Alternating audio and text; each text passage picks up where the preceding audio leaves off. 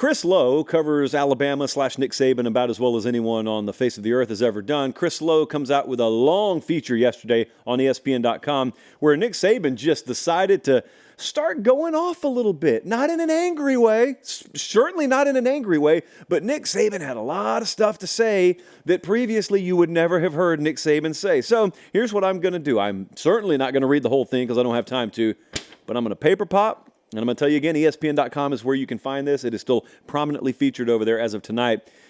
But I want to take a little portion. I want to know if you read this or did you see this anywhere yesterday. I want to take a little portion of this thing and I want to hone in on it a little bit. So this is from the Chris Lowe feature, and this is Nick Saban being quoted here. Quote, "I thought we could have a hell of a team next year, and then maybe 70 or 80% of the players you talk to, all they want to know is two things. What assurances do I have that I'm going to play because they're thinking about transferring? And how much are you going to pay me? Our program here was always built on how much value we could create for your future in your personal development, academic success in graduating, and developing an NFL career on the field. So I'm saying to myself, maybe this doesn't work anymore. The goals and aspirations are just different, and that it's all about how much money can I make as a college player. I'm not saying that's bad. I'm not saying that's wrong. I'm just saying that's never been what we were all about, and it's not why we had success through the years." So what do you think about all that? Because everyone had a really strong take that I saw yesterday, and I kept my mouth shut because I knew, hey, we got a show tonight, so I'm going to talk about it tonight. There was this, how should I describe this? When this got said by Nick Saban, there's this really weird misplaced aggression towards guys like Saban. And Saban is the biggest voice in the room, so when he speaks, people hear it. Nick Saban says, "I didn't like where college football was headed. That had a lot to do with why I retired." And he started detailing certain parts. And I watched people, one by one yesterday, have this weird misplaced aggression towards Nick Saban. And they're almost like saying, well, he should quit if he thinks that. He did. That's quite literally what he's talking about. In fact, let me read this again. He said, "I'm not saying it's bad. I'm not saying it's wrong. I'm just saying that's not what we were about." Translation. I'm not saying it's wrong. I'm just saying that's not the college football I know and love, and that's why I'm hitting the exit door. Do you remember 2 years ago on this program, we were not the only ones, but on this program I started to allude to big-name coaches that were on the brink of hitting the exit door because they did not like where the sport was headed. Nick Saban was one of them, certainly not the only one. I've said certainly 3 times on the show already tonight, so let's try and cut back on that. Belchie, that's on you. Let's try and cut back on that. Nick Saban's not the only one, but the point here is there's this aggression people get in their voice when they start talking about this. Folks just hell-bent on knocking down every support beam that's held this sport up, seemingly, or held the old version of the sport up. And, they say stuff like, well, if you don't like it, just quit. Could there maybe be a little middle ground between I don't like something and I should just leave? That's the first thing. The second thing is Nick Saban actually left because he didn't like it anymore. Wasn't for him anymore. And then he didn't really try and beat around the bush about it. He just outright said, yeah, I'm not saying it's wrong. I'm just saying I don't like it, so I left. It's not what we were about over the years. It's not what made us successful. So then you got this other group of people who yell, yeah, things changed. He didn't have the edges he once had. It's true. They did change. He didn't have the edges he once had, and he retired. So there's this aggression that I saw from a lot of people yesterday, both publicly and talking back and forth with some people that may be on the other side of the fence than this with me. And I keep asking, what's the point you're trying to make?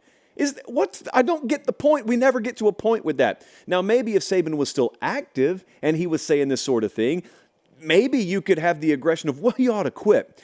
But it all comes down, to me at least, it all comes down to what you love about college football. Zoom this thing way out. Don't get in the weeds for a second. Zoom it way out. What do you love about college football? I got my list. You got your list. I think there's probably a healthy dose of overlap. But what do you love about it? What did you grow up loving about it?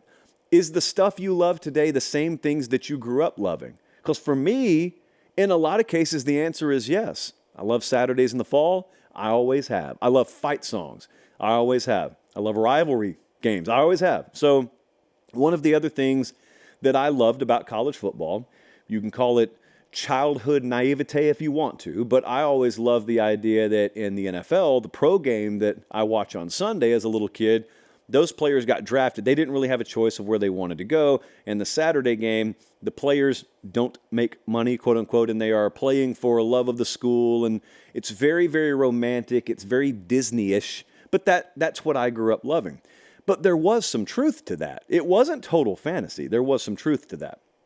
And then the sport started to, I'm not going to call it evolve, it started to change, I guess, and I'm not going to call it progress either, but it started to change, and some things that used to not be all of a sudden were. There were other moments where the powers that be that control college football and college athletics had an opportunity to be proactive in things like NIL and revenue sharing and distribution of this and that, and they said no. All caps, N-O period.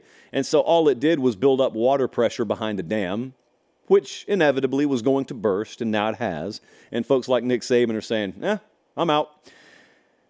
But what you love about college football really determines where you go in this whole argument. You could either listen to Nick Saban, say what he said, and agree with him and say, I'm with you, coach.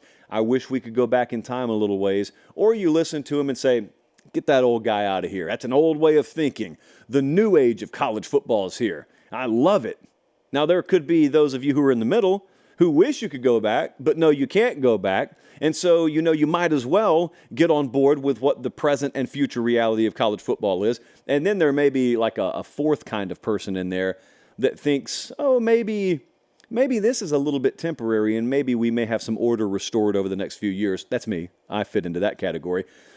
But Saban's been talking about this a lot, whole lot. I had him on the show several times, and he's spoken about this like every time we had him on the show. I've talked to him off the record about it, and he was never angry about it. That's what stood out to me. You think of Nick Saban as this really, really fiery, competitive individual, and he is. But whenever he talked to me about this, it would always be kind of with a shrug. And it was obvious to me. It was a guy that knew you can't stay in any competitive business or walk of life for decades and not have things change around you. Now, he had done a great job of adjusting. He's done as good a job as anybody I've seen at this high a level of adjusting and staying ahead of the curve. But this was one of the things that kind of struck at one of the foundational or several of the foundational pillars on which he built Alabama football. And so he said, that's not negotiable for me. So I'm probably going to be out of here. But it was always kind of a, this is happening, and shrug, this is how I feel about it. But it was always, to me, it was kind of him resigning himself to the idea that that's probably what's going to push me out of the exit door when the time comes. Now, he never talked about when it was going to be. He didn't talk about that with his own people up until, the afternoon that it was time to retire in most cases. But I'll tell you what, if you'll notice, whether it's Saban, whether it's Smart, whether it's Dabo, whether it's Sark, I don't care. Pick any of the big names, retired or active. You notice what a lot of these coaches say. They'll give you their take on NIL, portal, where college football is in general, and then they'll kind of make sure to add in. Now, I'm not saying it's wrong. I'm not saying it's bad. I'm not saying it's wrong. It just is. That's because there's a part of them inside who know, look, I'm in a competitive industry. As a head coach, I'm trying to make every dollar I can. They know that. And they're trying not to be hypocrites about it. And for the record, I don't think they are, in most cases, being hypocrites about it. I mean, it's totally fair to be able to make a point about what's better for the overall good of college football and also be a multimillionaire. You can talk both ways. It doesn't have to be out of both sides of your mouth. None of them, on or off the record, have ever sat here and told me or anybody who I've listened to them talk to that they didn't want players making money. Quite the opposite. Most of them, Saban included, on and off the record, have advocated for revenue sharing with players for quite a while. The difference was, like, that mechanism wasn't in place. And they knew when this thing finally bursts, and it's being held back, that water pressure is being held back, when it finally bursts, some of us are going to drown. Not all of us are going to make it. And those who do are probably, going to have to bite the bullet and really grit your teeth on some stuff that otherwise you never would have tolerated because you're in the prime of your career. Saban's in his 70s. He's won more titles than you can count. So it's, relatively speaking, a whole lot easier for him to say, I'm out of here. What if you're 44 years old and you hate it? What if you're 52 years old and you detest parts of what the sport has become? Well, that's a totally different ballgame. It does give me a little comfort to know he's not disappearing into a cave. He'll be really active. And he's unlike some of these folks in the room who you don't know the names of and you could never pick out the faces out of a lineup when it comes to talking about who runs this sport right now. You'll know Saban. And he's got a well-formulated opinion on everything. And he'll be active in media, but also behind the scenes. And wish I could clone him and have 10 of him, because that would give what's probably best for the sport much more of a fighting chance in a room full of just clapping seals who are looking out for their best interest. But I read this piece yesterday, and I thought to myself, yeah, that sounds about like Nick Saban. And it's not going to change anything. It's not going to change the reality of what is.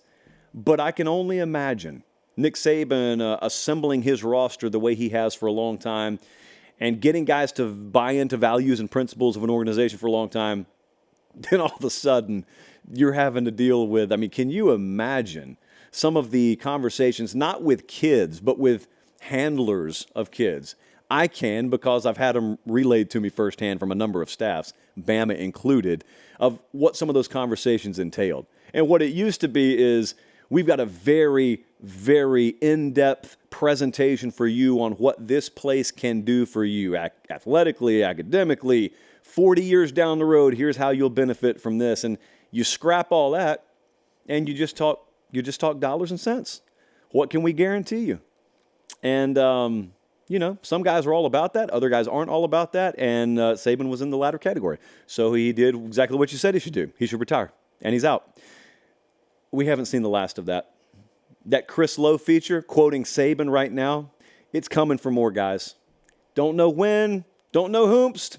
Got some good ideas on a few of them. And when it happens, you'll have some folks who say it's a shame that this sport couldn't get its collective act together soon enough to not chase some pretty good guys out of the sport. And you'll have other folks who say, screw them. College football, the sun will rise on college football tomorrow either way. And yeah, you're right, it will. Is the sport better or worse the next day? That's always the way I try and measure these sorts of things.